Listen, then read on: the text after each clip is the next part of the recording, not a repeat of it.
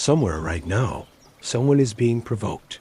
An insult, an accusation, a question designed to bait a reaction. And they simply don't answer. Not out of fear. Not because they have nothing to say. Somewhere else, someone is filling every uncomfortable silence in a conversation with explanation, justification, more words than the moment actually needed, because silence to them feels like losing. Only one of these two people understood something the other hasn't learned yet. Silence is often mistaken for one of two things, both incorrect, either weakness, an inability to respond, or emptiness, having nothing worth saying. Neither is usually true of the person who chooses it deliberately. Picture someone accused, unfairly, of something in front of a group of people. The instinct almost everyone feels is to immediately defend themselves, explain, correct the record on the spot. Picture instead someone who simply lets the accusation sit, unanswered, for a moment, not because they can't respond, but because they've recognized that not every provocation deserves an immediate reaction. This is not weakness. It is, in most cases, the exact opposite, a level of composure that most people, in the heat of a provocative moment, simply haven't built yet. It's worth being precise about what's actually being discussed here, because the word silence covers several very different things, only one of which is being described as powerful in this episode. Real, deliberate silence is a choice. The decision not to speak when speaking is available, when a response is expected, when saying nothing will clearly cost something socially in the moment. This is entirely different from being unable to speak, from having nothing to contribute, or from staying quiet purely out of fear of consequences. Picture someone who could easily defend themselves, has the words ready, and chooses deliberately not to use them because they've judged correctly that using them wouldn't actually serve anything. This distinction matters enormously because silence born from genuine choice carries an entirely different quality than silence born from having no other option. There is a specific, exhausting habit worth naming directly: the compulsion to explain, justify, or defend every decision to anyone who questions it, regardless of whether that person's opinion actually matters or whether an explanation is genuinely owed. Picture someone who makes a personal decision, leaving a job, ending a relationship, choosing an unconventional path, and feels obligated to provide a full, satisfying justification to every relative, acquaintance, and casual questioner who asks about it. This compulsion tends to come from an underlying belief that other people's approval is required before a decision counts as valid. Picture instead someone who simply says calmly, "I've thought about it, and this is what I'm doing," without elaborate justification attached. This isn't rudeness. It's a recognition that not every decision requires a defense, and that constantly explaining yourself to people who haven't earned that level of access to your reasoning quietly erodes a person's sense of their own authority over their own life. In moments of direct conflict or confrontation, silence often functions as a specific, practical advantage, one that has very little to do with weakness and a great deal to do with control. Picture someone in a heated argument who says something deliberately provocative, clearly designed to produce an immediate emotional reaction. The person who immediately reacts, matching the provocation with equal intensity, has, in a sense, handed control of the conversation's direction to the person who provoked them. The person who instead pauses, lets the provocation sit unanswered for a moment, or responds with calm brevity rather than matching intensity, retains far more control over how the interaction actually unfolds from that point forward. This is not passivity. It is often the more genuinely powerful position in the exchange, precisely because it refuses to be dictated by someone else's attempt to provoke a specific, predictable reaction. There's a specific psychological mechanism worth understanding directly. Most people find sustained silence, especially during a tense or important conversation, genuinely uncomfortable. Uncomfortable enough that they'll often say more than they intended, simply to fill it. Picture a negotiation or a difficult conversation where one side states their position clearly and then simply stops talking, letting a real silence settle in the room. The discomfort of that silence often pressures the other party into filling it, offering more information, more concessions, more explanation than they originally planned to give, purely because the quiet felt unbearable to sit inside. Understanding this mechanism explains why so many effective negotiators, interviewers, and communicators say noticeably less than untrained instinct would suggest, not because they lack things to say, but because they've learned that silence, held deliberately, often does more work than words would in the same moment. This distinction is critical, and it's worth stating as directly as possible. Nothing in this episode is arguing for suppressing genuine emotions, avoiding conversations that genuinely need to happen, or staying silent about real harm, real needs, or real grievances that deserve to be voiced.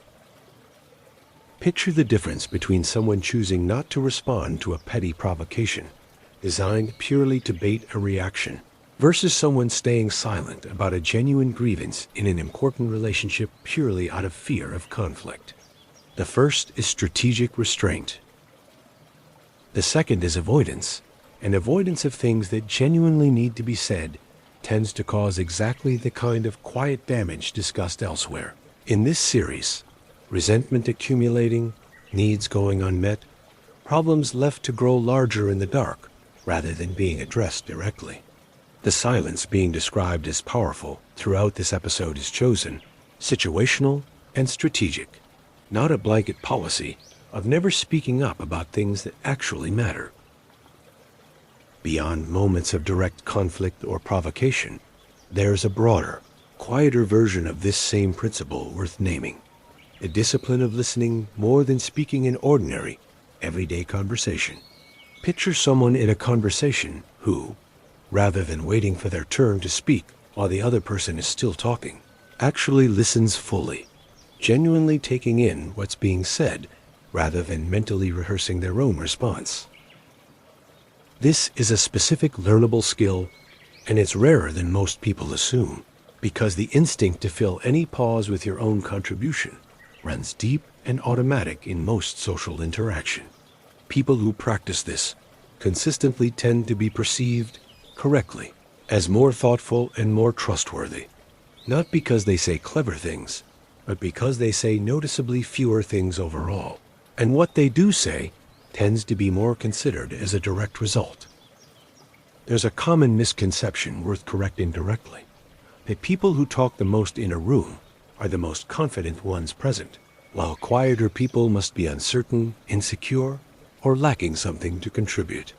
Picture two people in the same meeting. One fills every available silence with commentary, opinion, and constant contribution, partly, though rarely admitted, out of a need to be seen and validated in the moment. The other speaks rarely, but when they do, it's considered and specific, and their silence in between doesn't come from uncertainty. It comes from not feeling any pressure to constantly prove their value through volume of speech. Genuine confidence often looks quieter than people expect, precisely because it doesn't require constant external validation through being heard. Insecurity, ironically, often produces more talking, not less. A need to fill every silence as reassurance that one's presence is still being noticed. There's a specific, contemporary version of this challenge worth naming directly. An environment that has made genuine, sustained silence increasingly rare, and for many people, increasingly uncomfortable to sit inside at all. Picture someone who instinctively reaches for a phone, a podcast, or background noise the instant even a few unstructured, quiet minutes appear, driving, waiting, lying in bed before sleep.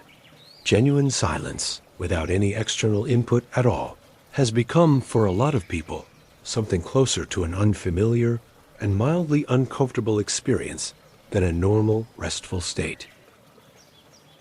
This matters directly to everything discussed in this episode, because a person who has never practiced sitting comfortably inside actual silence will struggle considerably more to deploy it deliberately in a conversation or conflict, simply because the discomfort of the silence itself will feel unbearable before any strategic advantage from it can be realized. There's a specific revealing quality to how a person behaves in genuine silence, alone, with no performance required, no audience to react to. Picture someone who is only ever comfortable, relaxed, and at ease when actively performing for or entertaining other people, and who becomes visibly uncomfortable the moment they're left alone with nothing to say and no one to say it to. This often reveals an identity built substantially around being seen and heard by others, rather than one that feels stable and complete on its own, in private, without an audience present at all. A person who can sit comfortably in genuine silence, alone or with another person, with nothing needing to be said or performed, tends to have built a more stable, less externally dependent sense of who they actually are. Silence within a close relationship can carry two almost opposite meanings, and it's worth learning to distinguish between them honestly. Picture two people who have been together for years, sitting quietly in the same room, neither one feeling any pressure to fill the silence with conversation, comfortable, easy, requiring nothing from either of them. Now picture a different couple, sitting in an equally quiet room, where the silence is heavy, tense, and loaded with things neither person is willing to say out loud. The first silence is a sign of genuine ease and security within the relationship. The second is a sign of exactly the kind of avoidance addressed directly in Chapter 6, silence functioning not as strength, but as an unaddressed problem sitting quietly in the room, waiting for someone to finally name it out loud. One of the most practical applications of everything discussed in this episode is the simple discipline of not responding immediately to every message, comment, or provocation the moment it arrives. Picture someone who receives a sharply worded message clearly designed to provoke an immediate emotional reaction. The instinct is to respond right away, matching the tone. A more deliberate approach involves simply waiting, sometimes minutes, sometimes a full day, before responding at all, allowing the initial emotional charge to settle before deciding how or whether a response is genuinely needed. This single habit, building in deliberate delay before responding to anything provocative, prevents an enormous amount of regret that comes, specifically from reacting instantly, in the heat of a moment, to something that would have been handled very differently, with even a small amount of space inserted first. On the opposite end of deliberate silence sits a specific modern habit worth naming directly: the compulsion to have and voice an immediate reaction to absolutely everything, every opinion encountered, every provocation online, every minor disagreement that surfaces. Picture someone who reacts publicly and immediately to every piece of news, every opinion they disagree with, every minor slight directed at them. Over time, this constant reactivity produces a specific kind of exhaustion, and it also, paradoxically, dilutes the weight of that person's words. When everything gets an equally intense reaction, nothing does, because there's no longer any meaningful contrast between what actually matters to them and what doesn't. A person who reserves strong reactions for what genuinely deserves one, staying quiet through the constant stream of things that don't, tends to be taken far more seriously on the occasions they do choose to speak up.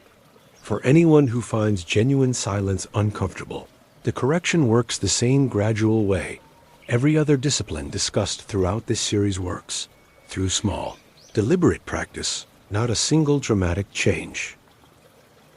Picture starting with something small, a car ride with no music or podcast, just quiet, for even a short stretch. A conversation where, instead of immediately filling a natural pause, the silence is simply allowed to sit for a few extra seconds. A provocative comment online or in person, deliberately left unanswered, just once, to notice what that restraint actually feels like in practice. None of this needs to be dramatic. Tolerance for silence builds the same way any other capacity discussed in this series does. Gradually, through repeated, manageable exposure, until it stops being something to escape and starts being something available to use deliberately. Like everything else explored throughout this series, this particular strength is never built in a single decisive moment. It's built the same quiet way discipline, patience, and every other quality discussed in this series are built through small, repeated choices that rarely feel significant on their own. The provocation left unanswered, once, deliberately. The explanation withheld from someone who hadn't earned the right to demand one. The pause held a few seconds longer than felt comfortable in an ordinary conversation. The response delayed, even briefly, before reacting to something that stung. None of it feels remarkable while it's happening, but it accumulates quietly into someone whose silence, when it happens, is read correctly for what it actually is. Not absence, not weakness, but a deliberate, considered choice, made by someone no longer needing to fill every available space with words. That is the strength of saying nothing, not because there was nothing left to say, but because you'd finally learned when saying nothing said more. If this reached you today, share it with someone who needs the reminder.